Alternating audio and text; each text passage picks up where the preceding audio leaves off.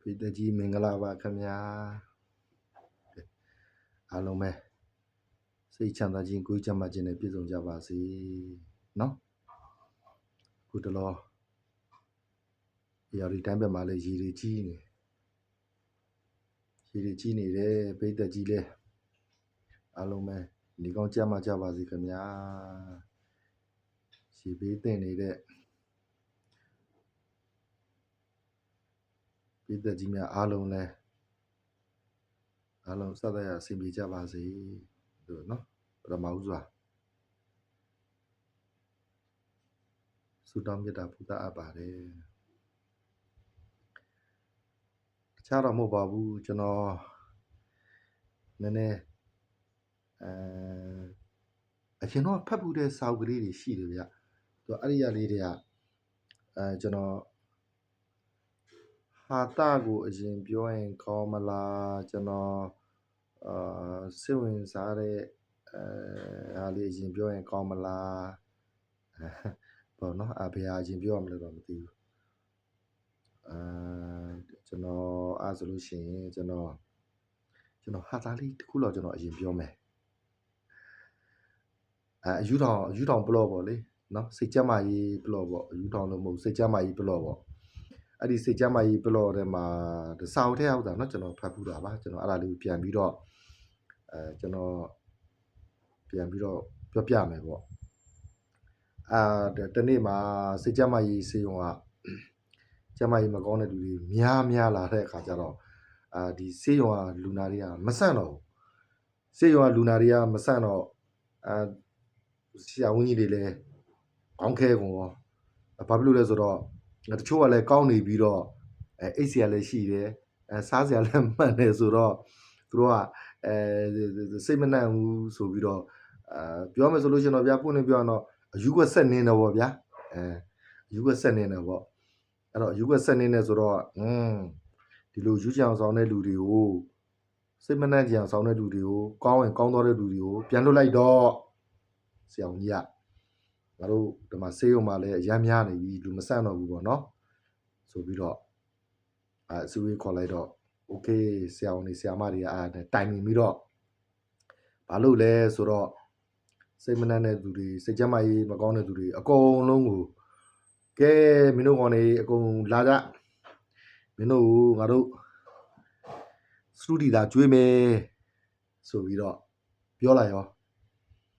တော့အမှဆီယာမတွေကလည်းအကုန်လုံးဟောကိုင်းနေမှာပေါ့ဗျာစာအုပ်ထဲမှာတော့အလူလေးရေးထားပါတော့ဟောကိုင်းနေမှာပေါ့ဗျာဟောကိုင်းထဲမှာစပွဲကုန်နေနဲ့ခုံထိုင်ကုန်နေနဲ့တန်းစီပြီးတော့ဇုံးနေပကံနေနဲ့ချပေးထားလိုက်တယ်ချပေးထားလိုက်တော့ကဲအားလုံးဝင်ထိုင်ကြတော့ဆိုပြီးတော့ဝင်ထိုင်ခိုင်းလိုက်တယ်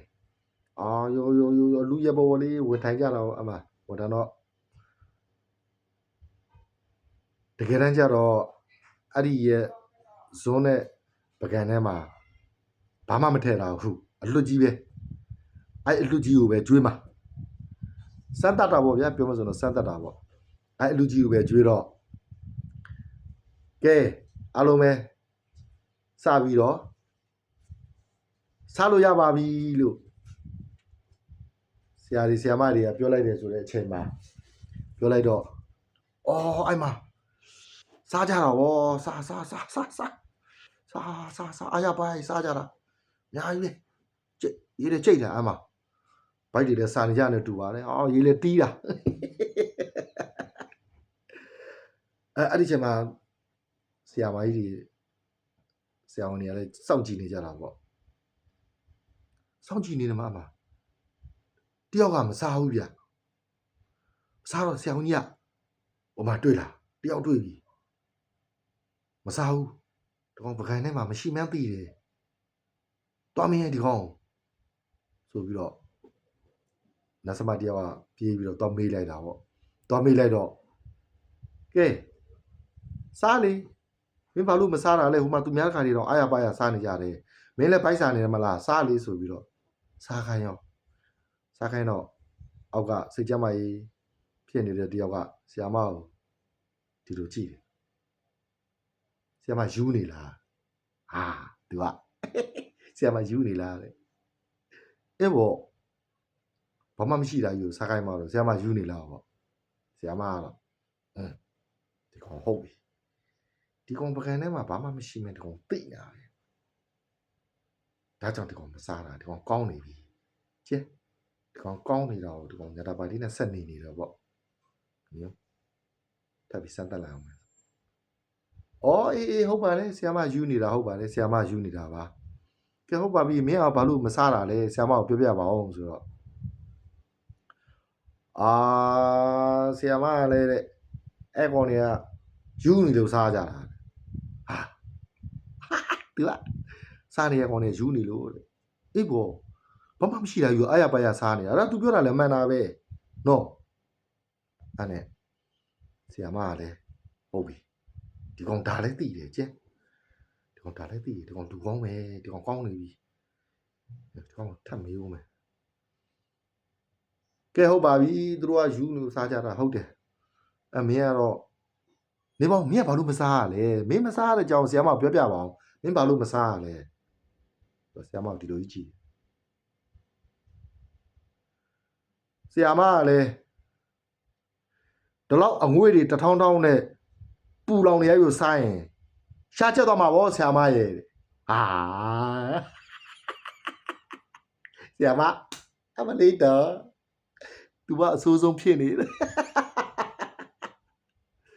ဟုတ်ကဲ့ပြောချင်တာကတော့ဒါလေးပါပဲကျန်တာတွေတော့ကိုယ့်အကူတွေးယူလိုက်ကြတော့โอเคတတား